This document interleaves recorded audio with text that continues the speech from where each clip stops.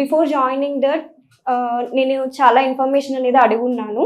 So వాళ్ళు నేను అడిగిన ఇన్ఫర్మేషన్ ప్రతిదానికి ఆన్సర్ చేయగలిగారు. లైక్ యాక్చువల్లీ నేను 23 పాస్డ్ అవుట్ అనమాట. సో ఆపర్చునిటీస్ అనేవి 24 బ్యాచ్ కన్నా ఇంకా తక్కువగా ఉంటాయి కదా, సో మీరు ఎలా అసిస్ట్ చేస్తారు అని చెప్పి సో వాళ్ళు అన్నిటికీ ఆన్సర్ చేయగలిగారు.